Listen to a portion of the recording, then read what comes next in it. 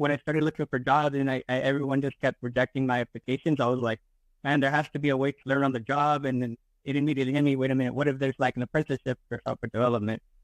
And so I just went on moving of like software development apprenticeship and stuff. And I got really lucky and I found it. Hey everyone, this is Mike Roberts, creator of the Apprenticeship Playbook, and you're tuned in to the Skills First podcast. In today's world, skills first hiring is revolutionizing the job market. And on this show, I sit down with trailblazers who are rethinking hiring practices and embracing experiential learning, as well as the people impacted. Follow along as we dive into tips, innovative ideas, and proven strategies to help you navigate and thrive in the evolving landscape of modern apprenticeships. So let's start with having you tell me what your name is and tell me what your current job title is. My name is Julian Gonzalez, and my current job title is development consultant for a Pathways Consulting Group. So you're doing some work in the ServiceNow ecosystem. Awesome. So where do you live? I live in the Central Valley, a place called Fresno, California. Okay. And what were you doing before you started this new career?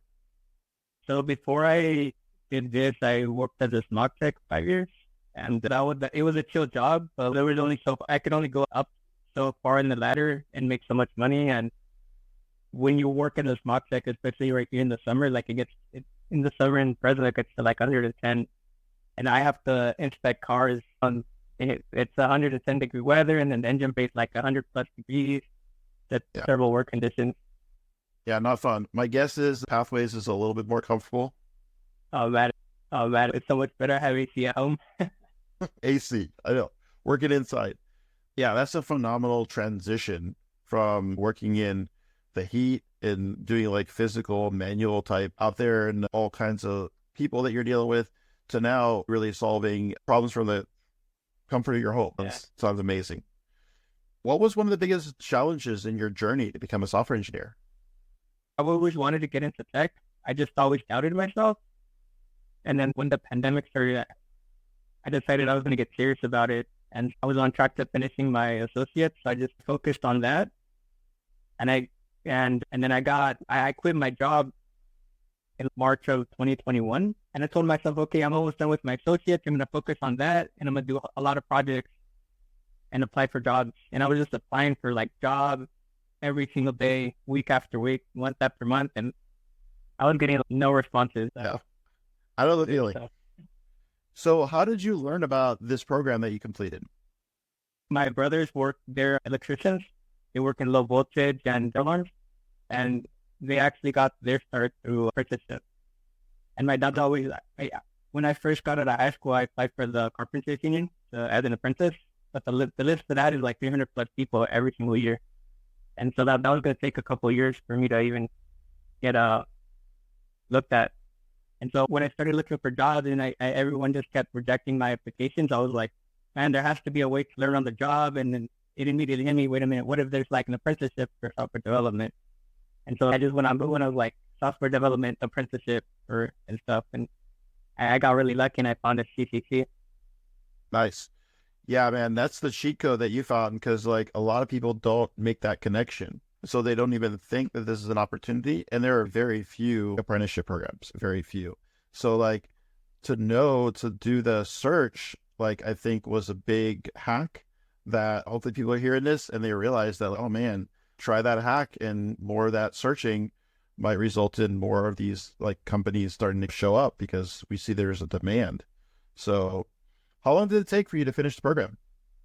It actually took me a month to complete it took me like a month to finish out the project for CCC. And then 2 months, I finished ServiceNow. I got my CSA the month after, and then I waited a month and I still kept learning ServiceNow. And then I got onboarded to Uplift and then Nice.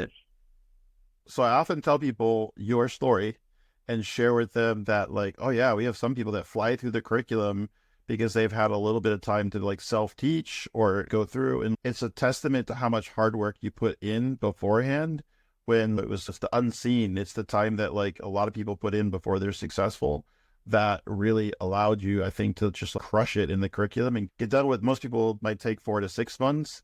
in literally 2 months, like a month of just like banging out, learning the new things, because I'm sure there were new things that you were learning in the curriculum, but also just, man, like you're now, like you're what would the benchmark we compare everybody to is like, Julian, is this going to be a Julian or a little like a half a Julian, right? So Yeah.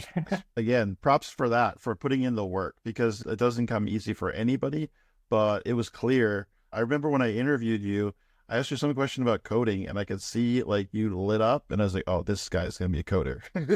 Yeah, I enjoy the work a lot. And it's like you said, I was really determined to that, man, working at the Smog shop was cool, but like it was soulless and I didn't want to go back to that at all. And my boss was really cool. And he was like, anytime you need to come back, but I was determined not to come back.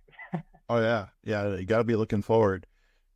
So how does learning to code make a difference and an impact on you both professionally and personally? I feel like I look at things differently when solving challenges. The way I learn things is, I guess, a little bit more productive. It's easy to like look at a problem and just be stuck at it and not really get anywhere. But learning to code, it taught me like there's so many resources online, or like even asking someone, and that they can all lead you to the answer. And then sometimes too, if you're looking for the answer, but if you focus too much, you're never going to get the answer. And so sometimes you just need to take a break and get away from it and then come back with a fresh perspective. I feel like that really helped me out in my personal life as well. Yeah, so many transferable skills that you can take and you can apply to your everyday to make you just a better human. 100% agree. What do you look forward to most now professionally?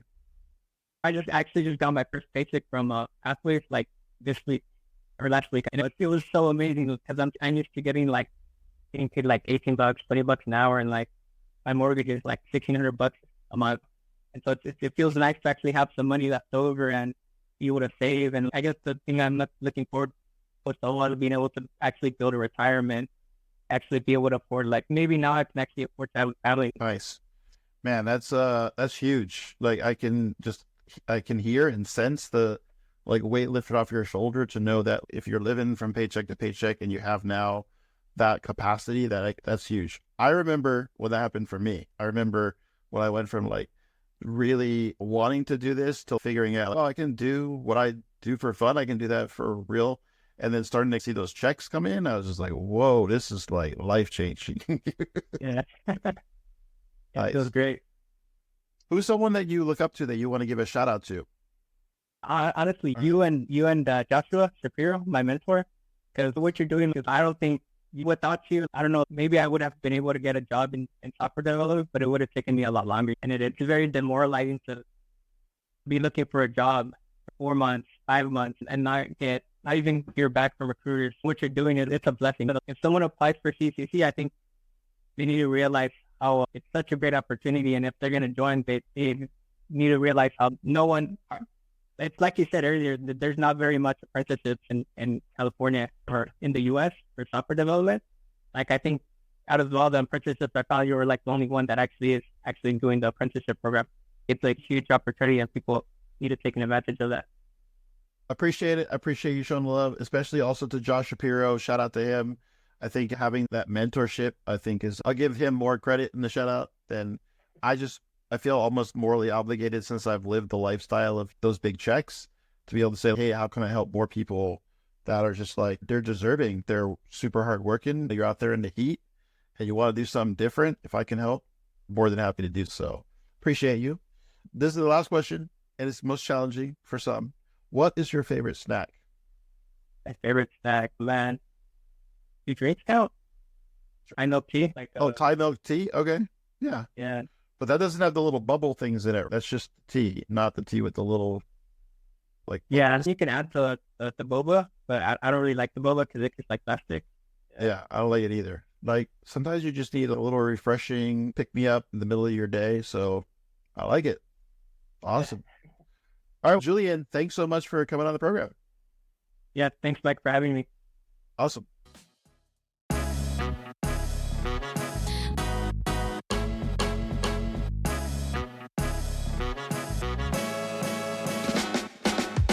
You've been listening to Skills First, the Apprenticeship Playbook podcast. By the way, if this is valuable to you, don't be lame. Share the game. This is how we know you love it. If you're a company thinking about changing how you hire, please share it so we know this type of stuff is what you want.